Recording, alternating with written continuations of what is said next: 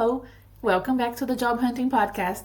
I'm Renata Bernardi, your career coach, and today we're going to talk about something essential but often overlooked, especially during job search and career transition, and it is how to rest, how to take a break. If you've been following us for a while, you know we focus a lot on productivity, job hunting strategies, professional development. But as important as it is to work hard and stay motivated, it's equally important to know when to take a break. Today's episode is all about embracing rest, why it's so important, how to build it into your life, how to make the most out of it for you. So stick around because this is an important issue. It's a risk management problem if you are job seeking or if you're burnt out at work. You cannot make great plans for your career or job search effectively if you are exhausted. Are you convinced? So let's get going. Hi, I'm Renata Bernardi, and this is the Job Hunting Podcast, where I interview experts and professionals and discuss issues that are important for job hunters and those who are working to advance their careers. So make sure that you subscribe and follow, and let's dive right in. Okay, let's start by talking about why rest is so critical, especially during career transitions or your job search process. Rest is more than just physical recovery. It's about recharging your mind, rewiring your brain, rewiring your emotions and spirit so that you can come back to your goals feeling refreshed and ready. In fact, it's important for you to take that break so that you can actually create your goals and have that creative mindset. If you're burnt out, it's very hard to be creative. So taking breaks can feel like you're slowing down or losing momentum if you're job searching or if you just lost your job. But rest is actually a key productivity tool for you. Think of rest as a way to improve your mental clarity and reset your brain so that it can operate better. It helps you make better decisions. It boosts your resiliency.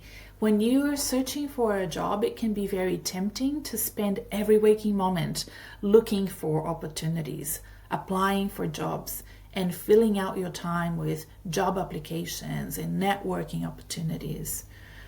However, I don't think that that's the right approach. You constantly being on the on button, like there is, no tomorrow, and you're, scared for what may happen to you, can lead to burnout. We need to come out of the fight and flight so that we can be more productive and we can show up in job search opportunities like interviews and networking events in a way that does not transpire anxiety in others. It is counterproductive for you to go into networking events or apply for jobs if you're exhausted, tired, or scared about your future career prospects. It's counterproductive. If you take a rest, you might be able to reflect and gain more perspective. But how do you create space for rest when you've always been told to keep busy? That's how we introduce ourselves to each other. How are you? Oh, busy. It's like what we do and what we say and how we think we're supposed to be as corporate professionals. But one of the best things that you can do is to create space for rest, right? This is the right time of the year for me to be doing this episode because it's going out in December, so there is an opportunity there with the calendar year and the holiday festivities to come up for you to take a break from your job search, from your worries and your concerns. Really enjoy this time, or if you're not a festivity, holiday, Christmassy kind of person, that's okay too. Just take this time that everybody else is holidaying to invest in yourself and in your own rest, creating those boundaries around you, boundaries around work and job search activities as well. Imagine scheduling your job search tasks in blocks. 2 hours in the morning, 2 hours in the afternoon, and that's it for the day. I actually, in fact, prefer 90 minutes. 90 minutes in the morning, 90 minutes in the afternoon, and then maybe 20 minutes in the beginning and the end, just so that you can do a little bit of admin task and write your notes so that you know what you're going to do in the afternoon or the next day. Okay? So when the time is up, it's up. Get up and do something else. So compartmentalizing your life is really important. This helps you create a distinct time for work and for rest, so you don't feel guilty stepping away. You've done your work, you've done your 90 minutes. Now you can enjoy yourself, or you can enjoy the company of others. Think of your time off not as a break from productivity, but as an important part of your productivity strategy. It's that time that you recharge so that you're productive again at your next 90-minute flow. This small shift in mindset can make a whole lot of difference. Resting isn't about avoiding work, you see. It's about preparing to come back stronger every time. So if you remind yourself that everyone needs rest and taking time off will actually make you more effective, this is really important, right? You won't feel guilty. You won't feel compelled to keep on going. It's important to take that break. It's your productivity strategy. Then there is mental rest and reflection. Let's talk about mental rest. When we think of rest, we often think of taking a nap or sitting back on the couch or watching television or TikTok. That is not really rest. You have to rest your mind. It's equally important. One way to do this is through mindfulness practices. You may think, Renata, but you mentioned the nap. Won't that recharge me? Not really. Sometimes we just sit there and we don't fully engage with the sleep or the nap. We just keep ourselves busy in our minds. I see this a lot in my practice as a coach. Just this morning, a conversation with a client, and she said she cannot switch off. So if you are experiencing that, even when you're trying to fall asleep and your mind is still going a million hundred places, or you try to take a nap, or you try to rest and you sit to relax and you end up on TikTok, that is not going to suffice. You need to engage in mindfulness practices. And I know that can sound intimidating, or that can sound woo-woo, and maybe even it's overhyped in the media, but it can be as simple as taking a few deep breaths. I can't forget this time when one of my clients found out about breath work and sent me a video from YouTube about breath work and how much it had helped him go through interviews. Just before going into an interview, he would put that YouTube video on to help him breathe. And I was so proud of him, and I think that just engaging in those sort of simple techniques, but so effective, is really important. So try this. Try sitting still for 5 minutes and focus on your breath and let go of any stress and worries. Just that in itself will help you. There are lots of breathwork videos on YouTube. There are apps, I like Headspace. There are many other apps that you can use to learn how to do breathing exercises to help your brain and your body and your mind. So I would encourage you to Google them, find out about them.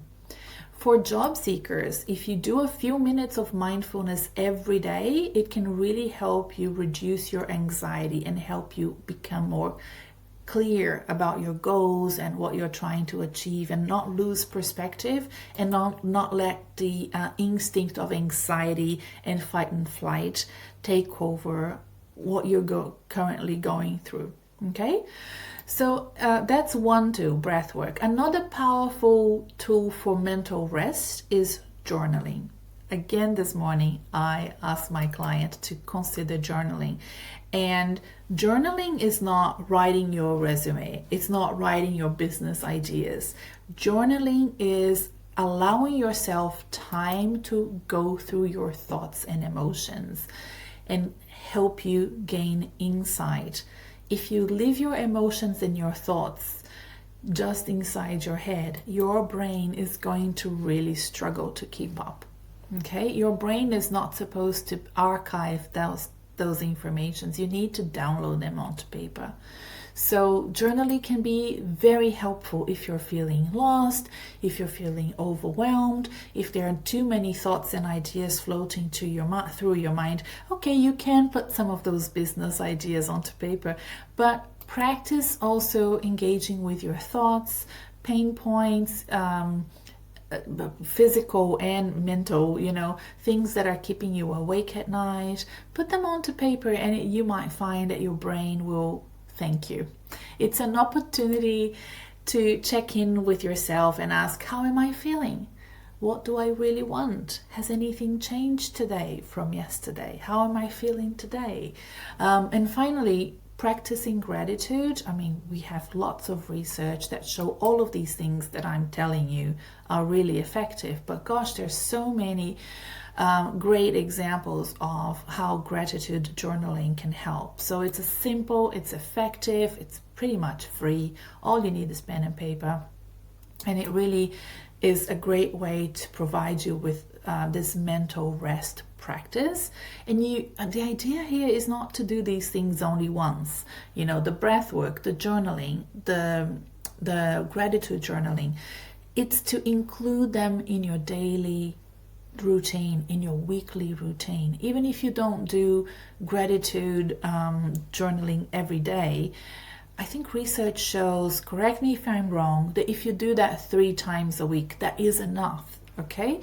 But you have to create a routine. Try writing down 3 things that you're grateful for each day. You can do that at the beginning of the day and then check in again at the end of the day, or just once a day. I like to do that sort of bookend. I like that, but it's really up to you. It could be something as small as the morning coffee, or big as supporting a friend. This morning, for example, I woke up and I was just so grateful to see snow outside. If you're watching this on YouTube, you can see I have no paintings behind me. I'm not at my usual office. I am, in fact, in England at my son's house. And it's winter here, as opposed to Australia, where, in December it's summer and it's so hot. But here it's very cold and it's snowing. It's absolutely gorgeous outside. And I was just grateful to see the snow, grateful to be here with my daughter-in-law and my son. It's just being grateful for the little things that you have, or big things, whatever you decide that is really making you happy when you wake up in the morning.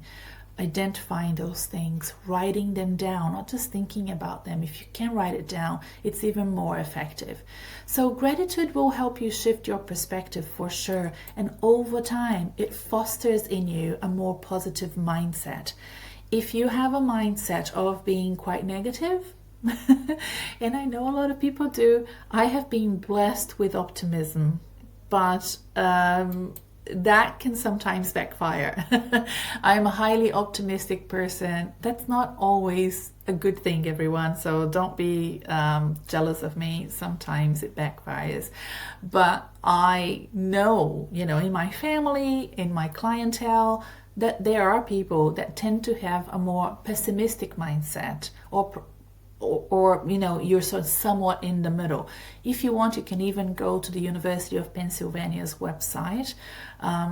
It's called Authentic Happiness, the website that belongs to the Department of Psychology there, and you can do a free assessment to see if you're a pessimist or an optimist. If you have never learned about these things, but you're curious to see your dial, the dial that you're born with, and then of course there are environmental issues that can really manipulate that dial of optimism and pessimism. Learned Optimism is a great book by Martin Seligman, so go read it. You won't regret it. It's a lovely book to read. All right, now let's move to physical rest and how to engage with that. That, if you've been following this podcast and you know a little bit about me, if you sign up for my newsletter that I sent by email, you know that I struggle with physical rest.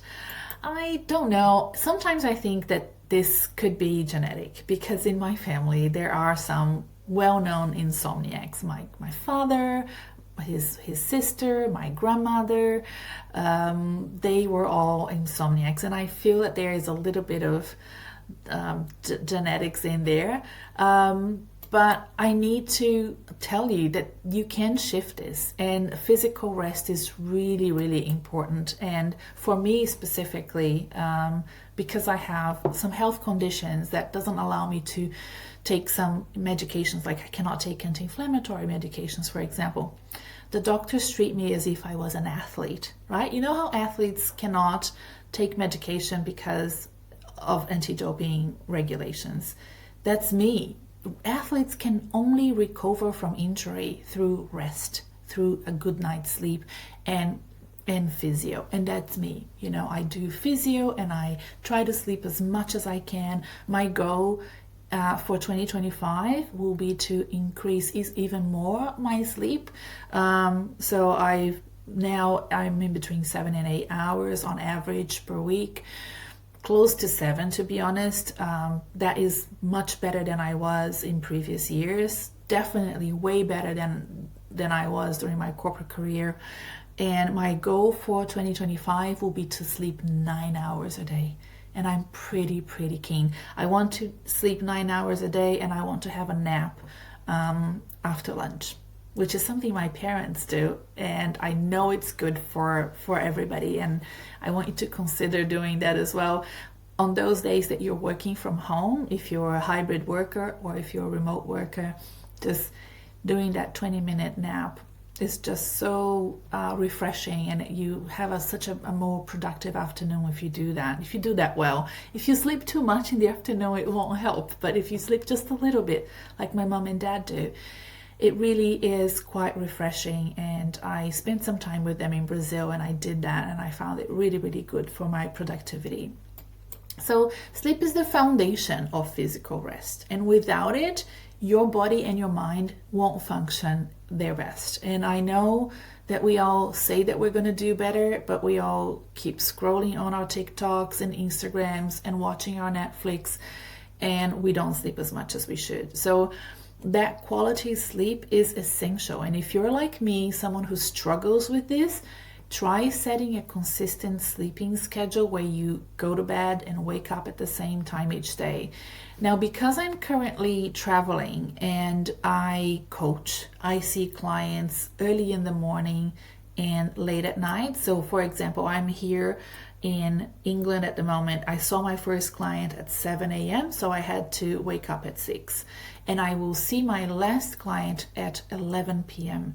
So what I did today was I took a nap, and it was a longer nap than what my parents did, but I wanted to have in total at least 8 hours sleep, because when I finish my last client, there is no way I can go to bed right away. And you may feel that as well with your work. If you're working late, I need personally at least an hour of doing something else. I might need to watch an episode of my favorite TV show at the moment, or I may need to talk to my parents in Brazil. I try not to do a lot of talking, but I could also read my book, something that will be relaxing so I don't sleep thinking about work. And my work is actually quite it's difficult for me to switch off, because I speak to people every day, all day, that are really anxious about their careers, that are looking for work, that are going through quite a lot. So after a full day of coaching, it takes a toll on me, on my emotions and my mental health as well. So I really need to put some boundaries around it. And you may feel that it's the same with the work that you do. Exercise is another great way to recharge physically, and I need to improve that as well. So this part of the podcast, I'm actually talking to you, but I'm also talking to myself. It doesn't have to be anything super intense, and this is something that I have learned the hard way as well. Every time I try to start physical activity, I overdo it, and I end up not doing so well. So I want to go back to regular walking.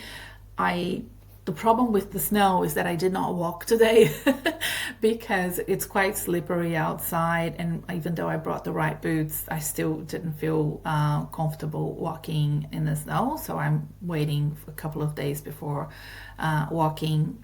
And then gentle exercises like yoga. I swam a lot when I was in Brazil. My parents have a swimming pool, and I was able to swim and do aqua aerobics every day. This is excellent to keep your body active without overstressing it. And I think that this is important, especially if you're job seeking, that you do the exercise. And I know people say, at a certain age, you need to lift weight and all of that. I get it. But for job search and for the people that are looking for work, cardio is really important, because your fight and flight will benefit from you sweating it out. Okay, so if you are stressed about work, if you're stressed about your situation, being unemployed, then cardio I think is really great. Walk fast, walk every day, do something that sweat you a little bit, because that's what your body is asking you to do. It's trying to get you into fight and flight because it's anxious and worried about your situation. So if you can sweat it out, I think it's great for your body. So moving your body not only will improve your mood, and this will benefit you when you're talking to people and having job interviews. You may not think that people will pick up on your bad mood or your anxious mood, but they will, especially if that's what they do every day. So recruiters are really good at picking up on vibes, right?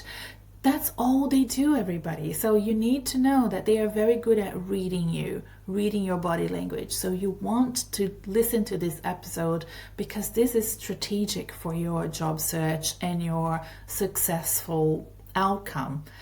It can also be, a form of active rest. So if you are moving your body, you are actively working to rest that fight and flight mode that you got yourself into. It's not your fault. It's just how we're wired. We're wired to get worried and concerned when we lose our jobs, and we need to know that nothing is going to happen to you. You're going to be just fine. The amount of times I say this to people that come to me with the most amazing careers, right? And they lose their jobs, and all of a sudden they're so scared, and I tell them, you're going to be fine. You're going to find another job, right? So just know this. Remember that you're going to be fine, and use that fight and flight that is in you, and go and do that active rest by doing some cardio exercises. And don't forget about taking breaks during the day. I know this sounds simple, but taking short breaks throughout the day helps prevent burnout and will keep you focused. Even a 5-minute walk outside can be so refreshing. I went outside to just clean out the driveway a little bit because of the snow. I didn't even go for a walk, and just that fresh air was just so invigorating. So if you are in a job search or working and you're sitting down for a long time, remember to take those little breaks, and they make a big difference. Just a walk around the house, make some tea, go outside. This is really important. Now let's talk about a different type of rest, and that's emotional and spiritual rest. Job searching and career change can bring up a lot of emotions, and it's normal to feel anxious, but also to feel excited, to feel hopeless, and also to feel hopeful, to feel fearful, and also to feel, like this is a great opportunity for you. So recharging emotionally, seeking out people who can lift you up is really important. And spending time with yourself in a lovely way, as your best friend, comforting yourself, understanding that you're going through a difficult time, a challenging time, an exciting time is important. Surrounding yourself with friends and family, mentors that can be supportive of you, that can give you perspective, that can give you advice, listening to them, not talking at them, but listening to them so that you can form that bigger picture inside your head is so important. So in addition to connecting with others, you can also find activities that you really enjoy doing, right? And it can be as simple as making tea. I have been loving this weird concoction that I do every day. It looks gross. That's why my husband has asked me to always do it in a mug. And it's ginger, it's turmeric, it's cayenne pepper, honey, salt, and apple cider vinegar. And I do this and I drink this all day. And it brings me such joy to do it. The smell of it, and doing my coffee in the morning, doing this recording, recording the podcast for me brings me such joy. So surround yourself with things that bring you joy and use those activities that bring you joy at the best possible moments for you. It may be, for you, it could be reading, it could be knitting, it could be painting, it could be cooking, it could be going outside and going for a hike. Whatever it is, make time for it and be mindfully there, right? Don't just do it without noticing it. Just be mindfully there. These activities are great for bringing that sense of peace, satisfaction, and happiness, really, that separates you from your career. Sometimes people get so attached to their careers that they don't see beyond it. They don't see what they can do beyond it, or they can see life beyond it. But this is a perfect time for you to reflect on your life goals. So in those rest periods that you are allowing yourself to include in your life should give you that space to think about what you truly want from life and work. Are you chasing after jobs or opportunities that align with your values? And reflecting on these questions can really help you realign and focus on your next steps, so you don't take steps in a passive way, but you do them in a proactive way that are aligned with what you really, really want to do. Now, the elephant in the room, I've mentioned it before, it's the digital detox. Right? The digital detox and reconnecting with nature. Again, I'm talking to myself here. I need it more than anybody. We spend so much time in front of screens, especially during job search. But in my case, as somebody who is trying to get clients and trying to increase my audience, I'm also all over social media. I have accounts from TikTok to LinkedIn, and it can be a toll on my mental health and my ability to rest. So I need to find better ways to engage with social media, engage with you really, because I get so much satisfaction from receiving DMs and messages from people that reach out to me on social media. But I think what I need to do, and what I highly recommend that you do as well, is scheduling a digital detox. I have a friend and he's Jewish and he does Shabbat. So, I keep thinking about this, and she said, you should do it, Renata. I think you really do appreciate not doing anything from Friday to Saturday. Maybe I could do it at another day, but I think what's important is to allocate those 24 hours, or maybe every day, a few hours just before going to bed or early in the morning, where you do not touch your device, right? And this can be, simple. It can be, taking a day where you don't check your emails and scroll through social media like my friend does, or it could be something that you do daily. Like in the morning, a lot of people recommend that you don't check your emails in the morning. I find it hard to do because I am on call for my private clients. So I wake up in the morning and I really need to check if they need me right away, because I have clients all over the world as well. So if I'm asleep and they have spent the day applying for jobs and now they need to talk to me because a recruiter has reached out, I need to check my devices. But maybe I can give myself a break on the weekend, right? So I think it will be very freeing for me and for you if we allow ourselves to be more present, and be more present in the world around us, spending more time in nature, spending more time looking at things that are not close to us, but they are farther away. I remember my first yoga teacher, and she used to make us do this exercise of looking at things far away.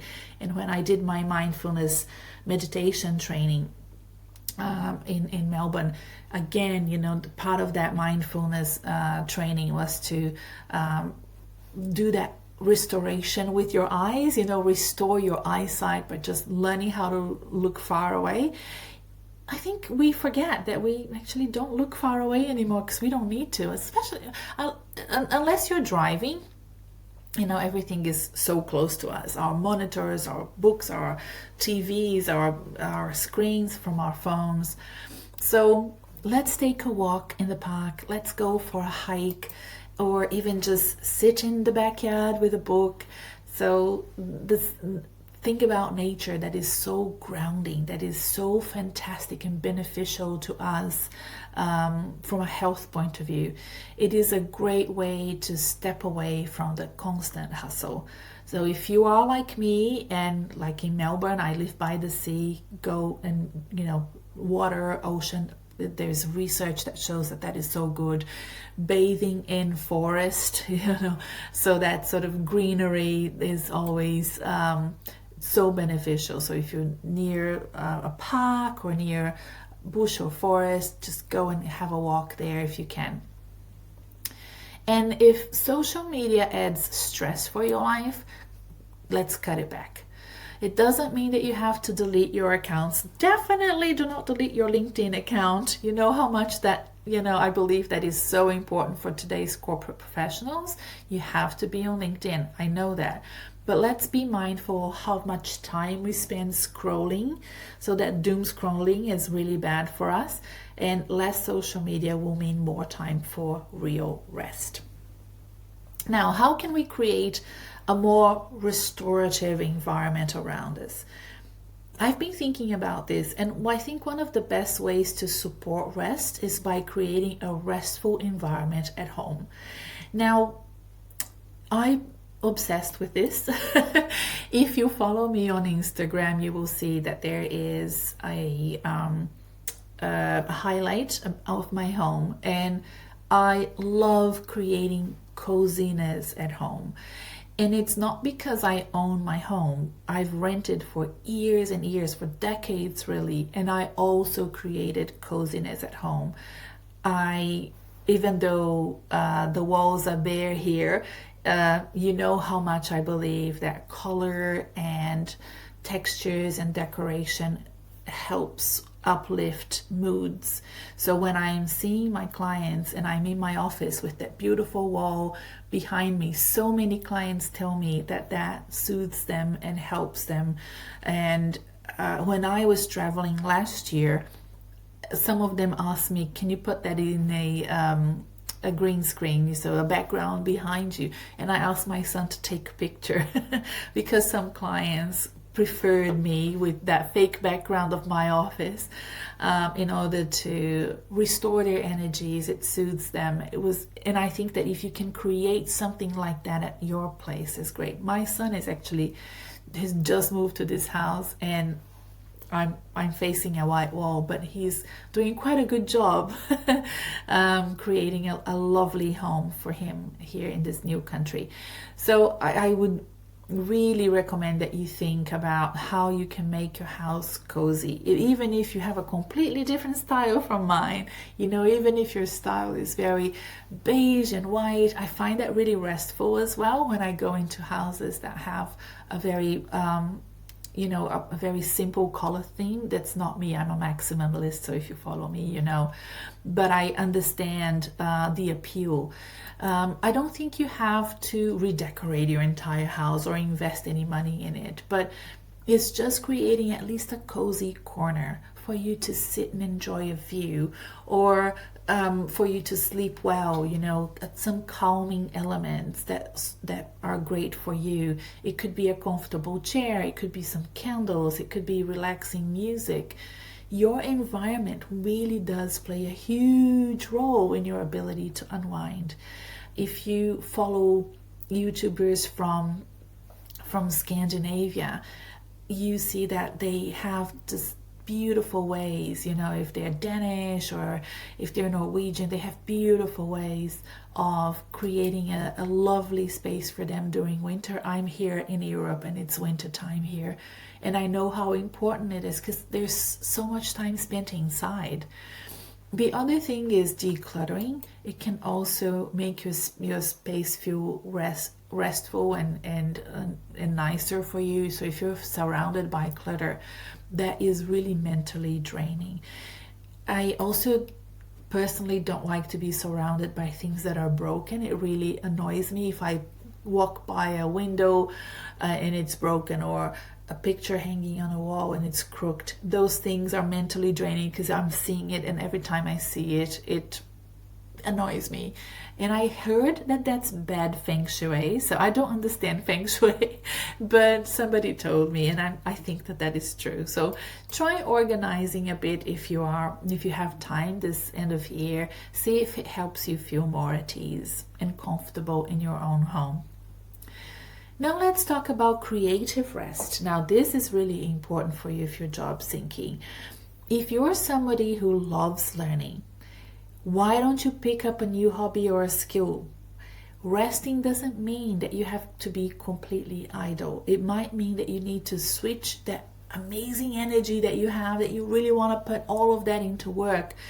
But ideally, you want to leave some of that great energy to a side hustle, to a hobby, to an activity that you do that has nothing to do with your career. So trying something new can spark creativity and give you a sense of accomplishment that is outside of career achievement. And this is really important. Expressing yourself through different means that are not about work, that are not about positions of leadership or career achievements. It could be art, it could be music, it could be baking, it could be running. So I want you to find what it is that provides you with mental relief and that provides you with a sense of achievement that has nothing to do with work. These activities shouldn't demand a lot from you. I think that's important too. I don't want that to add another stress to your life. They should be something you do for fun and to, use up your time in a way that is joyful and engaging for you. Okay, rest and rejuvenation can also come from what you put into your body. So let's talk about it. Eating well and staying hydrated support your physical and mental well-being. And this is so important, especially for job seekers going through job interviews. I want you to try to eat a balanced diet with plenty of fruits and vegetables and a whole bunch of grains.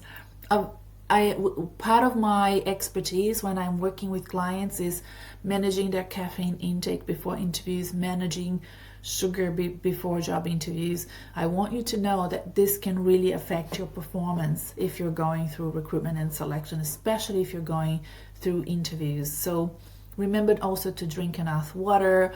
Many of us forget to drink water, and that in fact can affect your ability to think, your ability to answer questions on the spot at interviews. So if you're interested in interview preparation, book a consultation with me and I will share with you so much information that's part of my coaching expertise with you. There's a link below on the episode show notes, or you can go to my website and learn more about it. Lastly, let's talk about how to make a rest a sustainable practice. I mentioned this before. It needs to be something that is scheduled, that is regular.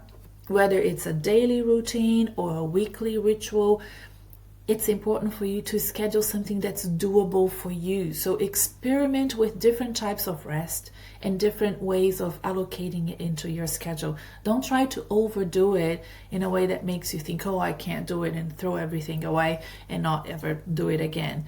So maybe try one thing that you think is more important. Maybe for you it will be, let's say, digital detox, and it could be once a month, once a fortnight, or a few minutes of journaling each night.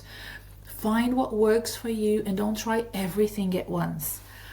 After a period of rest, take time to reflect on what you've learned. Did you gain clarity?